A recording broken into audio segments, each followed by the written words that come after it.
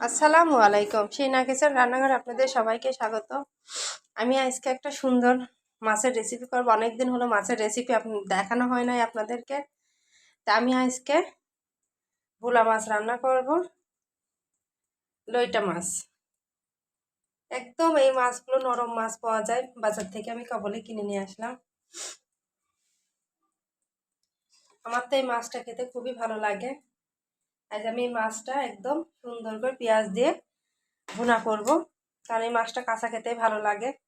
আর মাছের গায়ে কোনো আঁশটা নাই, কিছু নাই, একদম সুন্দর মাছগুলো। আমি কেটে ধুয়ে পরিষ্কার করে নেব, তারপর আপনাদের দেখাবো যে মাছটা কি সুন্দর করে রান্না করে। আর খেতে তো দুর্দান্ত লাগবে, গরম ভাতের সঙ্গে তার কিছুই লাগবে না এই মাছটা হলে। আমি তো এত রান্না করব না, অল্প কিছু রান্না করব। আমি মাছগুলো তো কেটে ধুয়ে পরিষ্কার করে নিয়েছি। আমি তো এত মাছ রান্না করব না, অল্প কিছু মাছ আমি এখন শুধু রাতের জন্য রান্না করব, আর পরে বাকি মাছগুলো আমি রেখে দেবো। এখন যে মাছগুলো আমি রান্না করব সেগুলো আমি নুন হলুদ মাখিয়ে রাখবো আগে থেকে, কারণ এত মাছটা এখন রান্না করলে ফুরাবে না। অল্প কিছু মাছ নিয়ে রান্না করে খেয়ে দেখবো কেমন লাগে। আমি এই মাছটা যখন কক্সবাজার বেড়াতে গিয়েছিলাম তখন একবার খেয়েছিলাম হোটেলে, তারপর আমার এই মাছটা আর কেনাও হয়নি, খাওয়াও হয়নি। আমি আজ আবার আমার আসলে গিয়ে মজমপুর গেটে মাছটা আমি পেলাম, তাই মাছটা আবার কিনে নিয়ে আসলাম। 1 কেজি কিনে নিয়েছি, আর একটু বেশি কিনে আমার ভালো ছিল। আমি এইগুলো মাছ রান্না করব, তাতে আমি নুন হলুদটা আগে থেকে মাখিয়ে রাখবো। আর এর ভিতরে কোনো তরকারি আমি দেব না, শুধু পেঁয়াজ আর কাঁচামরিচটা কেটে দেব। এখন রাতিকার খাবারের জন্য অল্পই আমি রান্না করব, আর এই বাকি মাছ আমি রেখে দেব।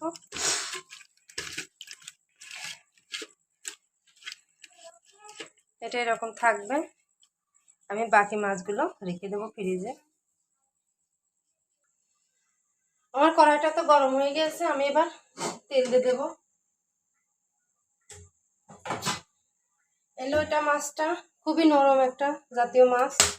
এই মাছটা ভাজাও যায় না, আবার অনেক পানি দিয়ে কাঁচা রান্না করা যায় না। আমি মশলাটা খুব সুন্দর করে ভুনা করে নিয়ে তারপরে আমি মাছটা দিয়ে দেব। সবার প্রথমে আমি পেঁয়াজ কাঁচামরিচটা সুন্দর করে ভেজে নেব, কারণ এই মাছটাতে আমি খেয়েছিলাম পেঁয়াজ কাঁচামরিচ দিয়ে ভুনা করে রান্না করছিল। আমি ওই রকমই রান্নাটা করব। পেঁয়াজটা আমি অনেকটাই দিয়েছি, কুচি কুচি করে কেটে নিয়েছি, কিছু কাঁচামরিচ দিলাম। আর এই মাছটা গরম ভাতের সঙ্গে খেতে তো খুবই ভালো লাগবে। আমি ভাতও চাপিয়ে দিয়েছি।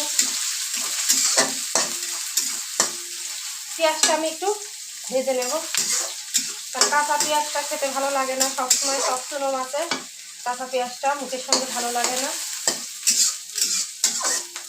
ওই জন্য আমি পেঁয়াজটা একটু ভেজে নেব। আর এখানে রাখছি আমি জিরা বাটা, রসুন আর পেঁয়াজ বাটা। আমি তো পেঁয়াজটা সুন্দর করে ভেজে নিচ্ছি, একটু লাল লাল করে ভেজে নেব। আর এই মাছটা খুবই নরম জাতীয় একটা মাছ, কাঁটাবিহীন মাছ, বাচ্চারা তো খুবই পছন্দ করবে।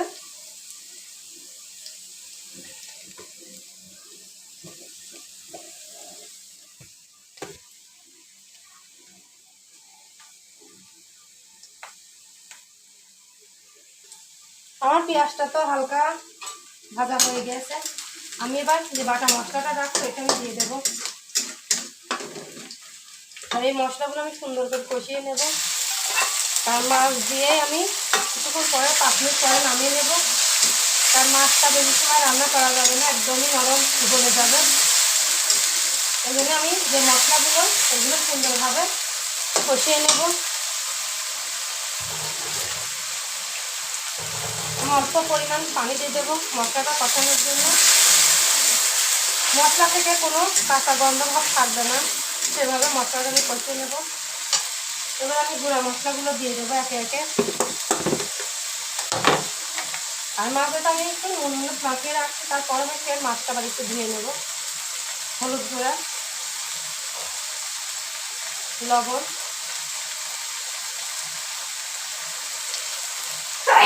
ঝালের গুঁড়া,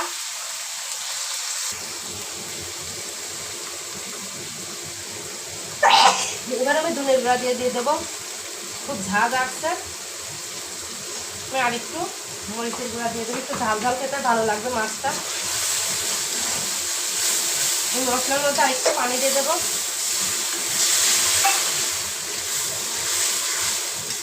যে পানিটা দিলাম এই পানিটা শুকিয়ে আসলে আমি মাছটা দিয়ে দেবো। আর এই ধরনের মাছ রান্না করতে গেলে খুবই ঝাঁজ আসে, নাকে মুখে ঝাঁজ আসে। আমার মশলাটা সুন্দরভাবে কষানো এভাবে হয়ে গেছে, তেল ছেড়ে দিয়েছে। এবার আমি মাছগুলো দেব। প্রায় 500 গ্রাম মতো মাছ নিয়েছি আমি। এই মাছটা খুব ভারী।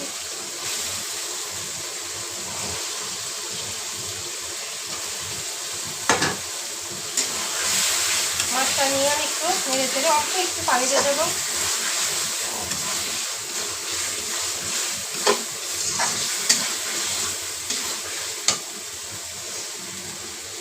অল্প পরিমাণে পানি দিয়ে দেবো। একদমই গামাকা আমি রান্না করব।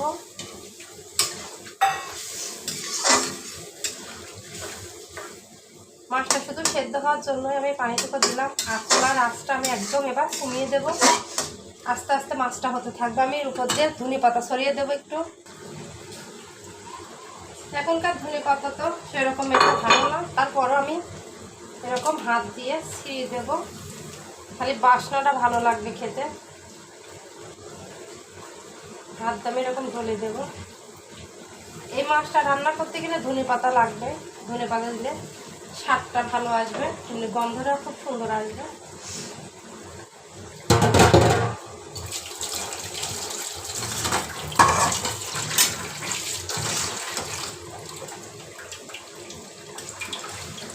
একটু নেড়ে চেড়ে দিয়ে ঢাকনা দিয়ে ঢেকে দেব।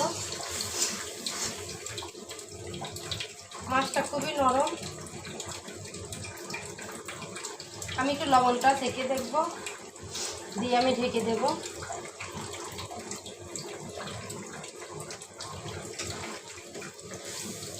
ঝাল লবণ সবই ঠিক আছে, আর কিছুই দেওয়া লাগবে না।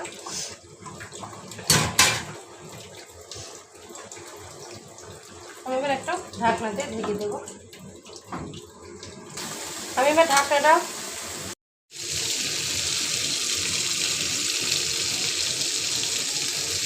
আমার তো লইটা মাছের ঝাল হয়ে গেছে, একদম কমপ্লিট হয়ে গেছে। আমি চুলাটা অফ করে দিলাম।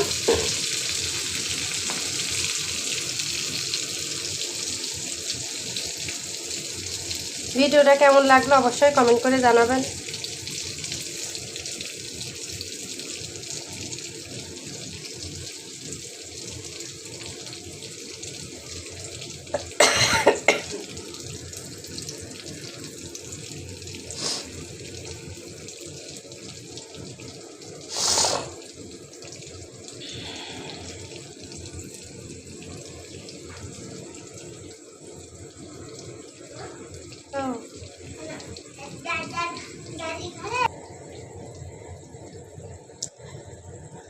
আমার লইটা মাছের ঝাল হয়ে গেছে। ভিডিওটা যদি অবশ্যই ভালো লেগে থাকে একটা লাইক শেয়ার কমেন্ট করতে ভুলবেন না। আর আমার চ্যানেলটা সাবস্ক্রাইব করে দেবেন, পাশে থাকবেন। সবাই ভালো থাকবেন, সুস্থ থাকবেন। আল্লাহ হাফেজ।